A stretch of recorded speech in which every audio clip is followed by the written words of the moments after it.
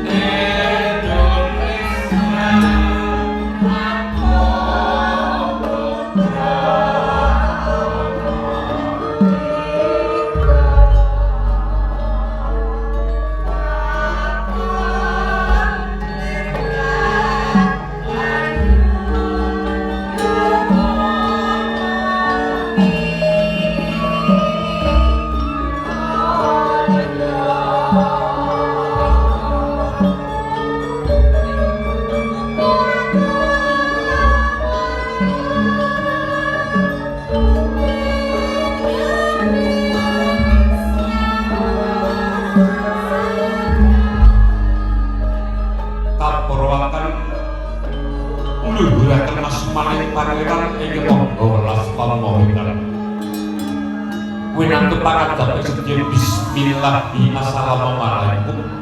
warahmatullahi wabarakatuh. Innal hamdalillah la qawla wa la quwwata illa billah.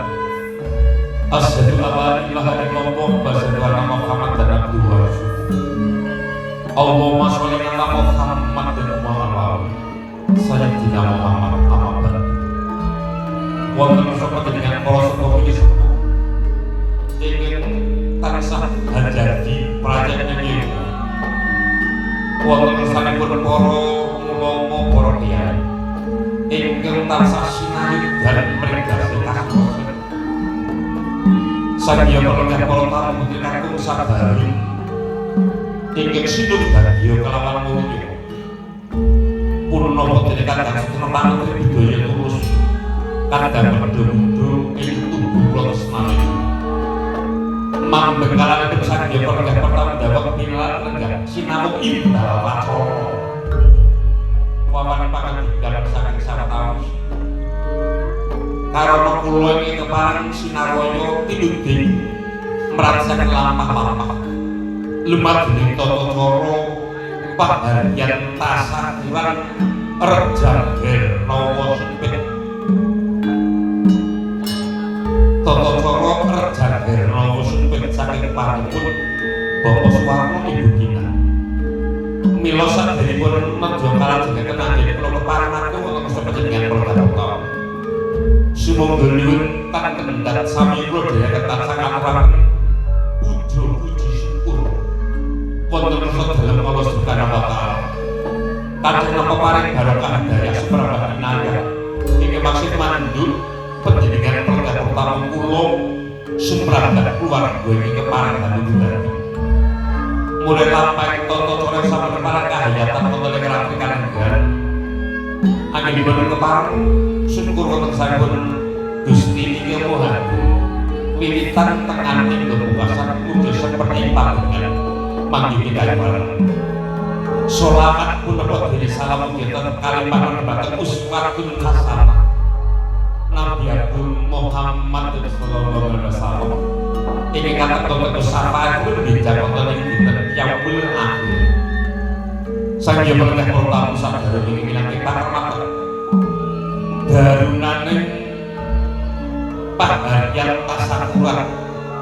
saking kepareng panjenengan Bapak Suwarno Ibu Gina ing pinggah wonten ing dusun Mlitik RT 2 RW 3 Kelurahan Karangtengah Kitagoro Sragen Asri anggenipun kepareng mimiti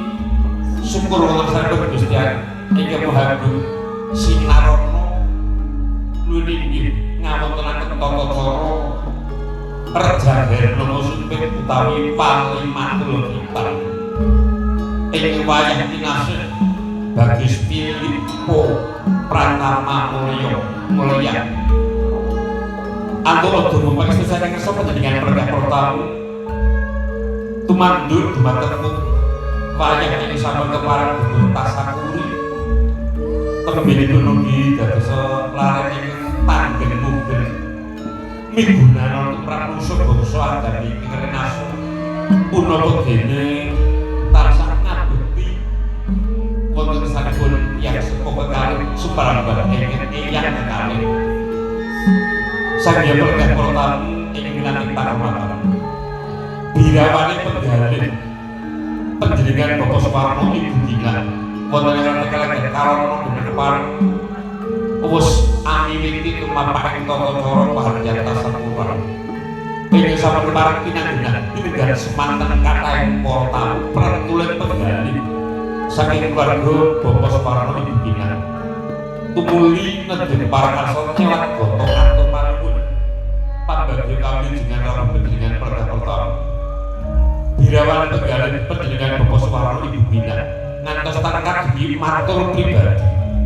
sinaraya kembali sasana kapitedhan sumoleh atur saking sartawis mradapa tumapaking tata cara atur ambalan bineten panjenengan Bapak Partono RT Bapak Partono RT ingin tinanggenah supriyanto saking keluarga parang dadi daya-daya tumuli jumeneng wonten majane sasana paharian kula dherekaken jumlahipun panjenengan Bapak Partono nedya kepareng simbol keluarga parang dadi sumrambah keluarga separipun wasana sumangga